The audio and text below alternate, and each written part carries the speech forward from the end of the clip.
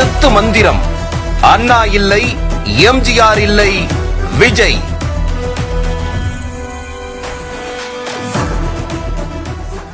ஆயிரத்தி 1967 அடிச்ச அரசியல் சுனாமி திரும்ப 2026 மறுபடியும் விஜய் மூலமா சுழட்டி அடிக்க போகுதுன்னு சொல்றாங்க.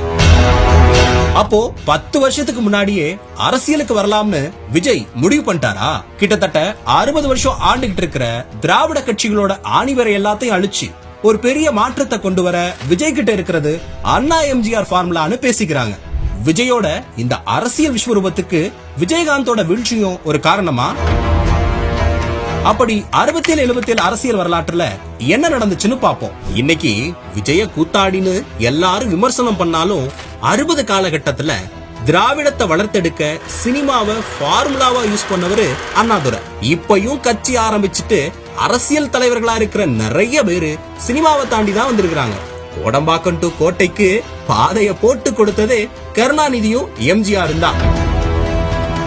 1967 மாற்றத்தை எதிர்நோக்கி காத்திருந்த மக்களுக்கும் சரி, திமுக அவங்களோட பலத்தை நிரூபிச்சு காட்டுறதுக்கும் புரட்சி தேர்தலா இருந்த காலம் அது. இந்த தேர்தல்ல 174 தொகுதியில போட்டியிட்ட திமுக 137 இடங்கள்ல ஜெயிச்சு அப்பதான் தமிழகத்துல ஆட்சியை பிடிச்சு அண்ணாதுரை முதலா முதலமைச்சரா அரியணை ஏறினாரு.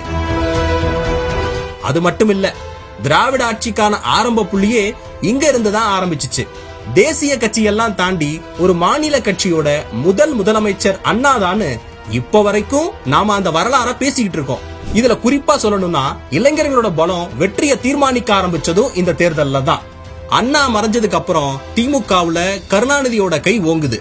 அப்பதான் கருணாநிதியோட போக்கு பிடிக்காம திமுகவுல இருந்து ஒரு எதிர்ப்பு குரல் வருது. அது வேற யாரும் இல்ல, கருணாநிதிக்கு பக்க பலமா இருந்த எம்ஜிஆரோட குரல் தான். 2 பேருக்கும் நடுவுல அரசியல் கருத்து ஒத்து போகாம பனி போர் வெடிக்குது. உயிர் நண்பனே அழிக்க முடியாத அரசியல் எதிரியா வருவாருன்னு கருணாநிதி கனவுல கூட நினைச்சு பார்த்திருக்க மாட்டாரு. அதுதான் தமிழ்நாட்டு அரசியலோட உச்சக்கட்ட திருப்பு முனையே. 1977 தமிழ்நாடே எதிர்பார்த்துட்டு இருந்த டயம். எம்ஜிஆரோட தலைமையில சந்திக்கிற முதல் தேர்தல் நெருங்கிருச்சு. கருணாநிதிக்கு எதிராக திமுக செஞ்ச ஊழல் குற்றச்சாட்டை எல்லாம் பிரதான முழக்கமா வச்சு பிரச்சாரத்துல எம்ஜிஆர் ஈடுபட்டாரு. 200 தொகுதியில போட்டி போட்ட அதிமுக 130 தொகுதியிலையும் வென்று காட்டுச்சு. கட்சி தொடங்கி 5 வருஷத்துல முதல் தேர்தல்ல எம்ஜிஆருக்கு வெற்றி. 1967 அண்ணாவுக்கு பின்னாடி இருந்த அந்த இளைஞர்கள் படை அதுக்கப்புறம் எம்ஜிஆர் பக்கம்தான் நின்னாங்க. 1987 எம்ஜிஆர் இறந்ததுக்கு அப்புறம் தான் அதிமுகவிலேயே பெரிய பிரச்சனை உருவாச்சு. கட்சி உனக்கா எனக்கான்னு ஜே அணி ஜா அணி அப்படின்னு அதிமுக 2ஆ பிரிஞ்சிச்சு. 1991 எம்ஜிஆருக்கு அப்புறம் கட்சியை கண்ட்ரோல் எடுத்துக்கிட்டு ஜெயலலிதா களமிறங்கி முதல் பெண் ஆளுமையாவும் உருவாகிறாங்க. இப்படி மாறி மாறி திமுகனா கருணாநிதி, அண்ணா திமுகனா ஜெயலலிதான்னு தமிழ்நாட்டை ஆட்சி செஞ்சுட்டு வந்தப்ப மக்கள் பலத்தோட விஜயகாந்த் உருவானாரு.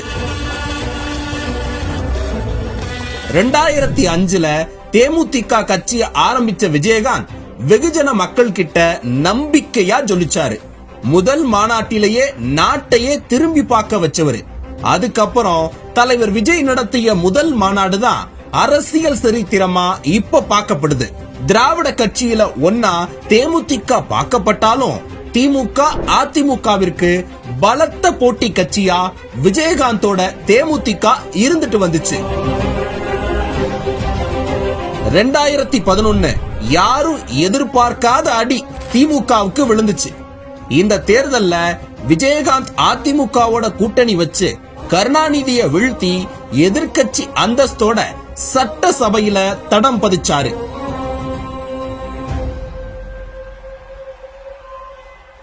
கட்சி ஆரம்பிச்ச 6 வருஷத்துல தேமுதிக எதிர்கட்சியானது தமிழக அரசியல்லையே பயங்கரமான திருப்பு முனைதான். காலப்போக்குல விஜயகாந்தோட இமேஜ் டேமேஜ் ஆகி அரசியல் செல்வாக்கு இழந்து கொஞ்சம் கொஞ்சமா சரிஞ்சிட்டு வந்தாரு. அதுக்கப்புறம் திரும்பவும் திமுக அதிமுகவோட ஆட்டம் ஆரம்பிச்சிச்சு. 2024 தமிழக அரசியல்லையே எதிர்பார்க்காத ஒரு ட்விஸ்ட். திராவிட கட்சிகளுக்கு முற்றுப்புள்ளியா ஒரு கட்சி உருவாச்சு. அதுதான் தலைவர் விஜயோட தமிழக வெற்றி கழகம். இயக்கமா இருந்தப்பவே மக்களுக்கு துணையா நின்ன விஜய் தலைவனா உருவான காலம் இது. அண்ணா எம்ஜிஆருக்கு அப்புறம் விஜய்க்குத்தான் திரும்பவும் இப்படி ஒரு இளைஞர்கள் படை திரண்டிருக்கு. மக்கள் சக்தியோட யுத்தத்தை ஆரம்பிச்ச விஜய் திராவிட கட்சிகள் கிட்ட இருந்து தமிழ்நாட்டை விடுவிக்க தலைவனா தயாரானாரு. 1967 காங்கிரஸோட ஆட்சியை முடிவுக்கு கொண்டு வர அண்ணாவோட இந்திய எதிர்ப்பு போராட்டம் காரணமா இருந்துச்சு. 1977 திமுகவை வீழ்த்த ஊழல் குற்றச்சாட்டை கையில எடுத்தாரு எம்ஜிஆர். 75 வருஷம் ஆனாலும் இந்த ரெண்டு பிரச்சனைகளுக்கு ஒரு முடிவே வரல. இன்னமும் இந்தி திணிப்பும் இருக்கு. திமுகவோட ஊழலும் தொடர்ந்து கோடி கோடியா அதிகரிச்சுட்டு தான் இருக்கு. திமுகவோட இந்த பண்ணையார் ஆட்சியை முடிச்சு கட்ட களமிறங்கினாரு தலைவர் விஜய். பல வருஷமா சரியான தலைமை ஒருவன் கிடைக்காம எதிர்பார்த்த மக்களுக்கு மாற்றத்தை கொடுக்க ஒரு மாற்று சக்தியா வேட்கையோடு லட்சிய பாதையில இறங்கினாரு விஜய். 67-77 காலத்துல அண்ணா எம்ஜிஆரை எப்படி ஒரு இளைஞர்கள் படை உருவாக்குச்சோ அதுக்கப்புறம் தலைவர் விஜய் பின்னாடிதான் இந்த இளைஞர்கள் கூட்டம் திரண்டிருக்கு. அடுத்த அண்ணாவா எம்ஜிஆரா விஜய மக்கள் பாக்குறாங்க. திரும்பவும் 3 எழுத்து மந்திரம் ஒலிக்கும் காலம் வந்துருச்சு. 75 வருஷத்துக்கு அப்புறம் திராவிட கட்சிகள் இல்லாம 2026 தமிழ்நாடு மறு ஜென்மம் எடுக்கும். தமிழ்நாட்டோட நம்பிக்கையா விஜய் உருவெடுப்பாருங்கிறதுல இதுவரை நாம பார்த்த இந்த அரசியல் வரலாறு ஆணித்தரமா உணர்த்துது. ஒவ்வொரு வீட்டுல இருக்கிற ஒரு மகனா, அண்ணனா, தம்பியா, தோழனா, உங்கள ஒருத்தனா, உறவா, நட்பா, உங்க விஜய்.